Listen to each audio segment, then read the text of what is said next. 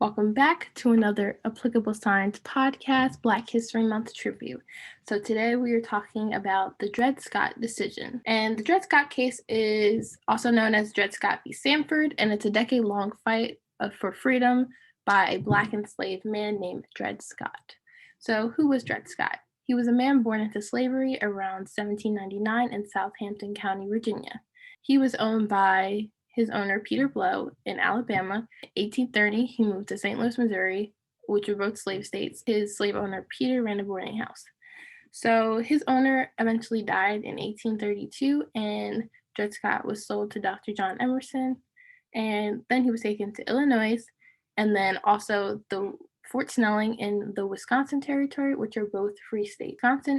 Territory is a free state due to the Missouri Compromise, which had outlawed slavery. Then Dred Scott married his wife, Harriet Robinson, who was also enslaved, and she was then sold to Dred Scott's owner, Dr. Emerson. So Dr. John Emerson died suddenly in 1843 in Iowa, and his enslaved workers became his wife Irene's property. So his wife Irene returned to St. Louis to live with her father, and Dred Scott tried multiple times to buy his freedom from his slave owner Irene, but she refused. So the Dred Scott v. Sanford case, or the Dred Scott case.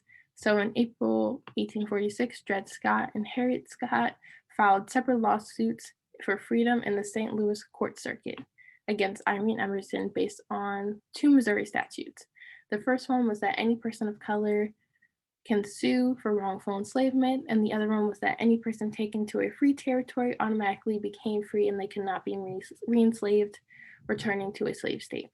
So since Dred Scott and Harriet Scott lived in Illinois and Wisconsin, both free domains, they hoped they had a convincing case. But when they went to trial June 30th, 1847, the court ruled against them on a technicality, but the judge granted a retrial. So for the retrial, they went back on January 1850 and won their freedom. However, his slave owner Irene appealed the case to the Missouri Supreme Court, which combined Dred Scott and Harriet Scott's cases, and it reversed the lower court's decision, making Dred Scott and his family enslaved again. So in November 1853, Dred Scott filed a federal lawsuit with the United States Supreme Court for the District of Missouri, and by that time, Irene had transferred Dred Scott and his family to her brother, John Sanford, and then on May 15th, 1854, the federal court had heard of Dred Scott v. Sanford and ruled against Dred Scott, holding him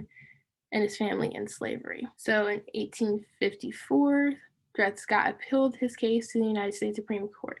The trial began on February 11th, 1856. By this time, the case had gained great notoriety, and Dred Scott received support from many people and many politicians. As a result of the Supreme Court case, on March 6, 1857, the ruling was that Dred Scott had lost his fight for freedom again, and this was the infamous Dred Scott decision.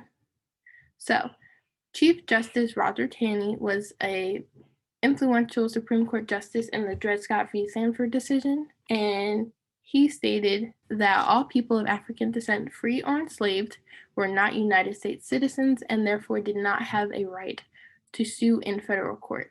In addition, he wrote that the Fifth Amendment protected slave owners' rights because enslaved workers were their legal property. This decision also argued that the Missouri Compromise legislation passed to balance power between slave and non-slave states was unconstitutional, and in effect, that meant that Congress had no power over the spread of slavery. Dred Scott ultimately wins his freedom in the end because by the time the U.S. Supreme Court handed down its Dred Scott decision, Irene, the slave owner, married her second husband, a congressman and abolitionist.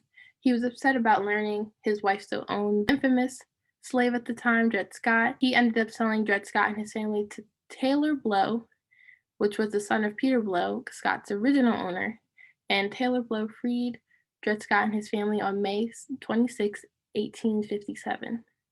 Dred Scott found work in St. Louis as a porter, but he didn't live long as a free man, unfortunately. And at the age of 59, he died of tuberculosis on September 17, 1858. However, Dred Scott and his fight for freedom still had a huge impact on U.S. history because the infamous Dred Scott decision had a large impact on the Civil War. So the Dred Scott decision enraged abolitionists because there was no way to stop the debate about slavery in specific territories. So with that, it caused a large divide between the North and South and creating larger tensions. It ended up resulting in as a major contribution to the Civil War. So with that, I would like to thank you and stay tuned for the next Black History Month tribute. Happy Black History Month.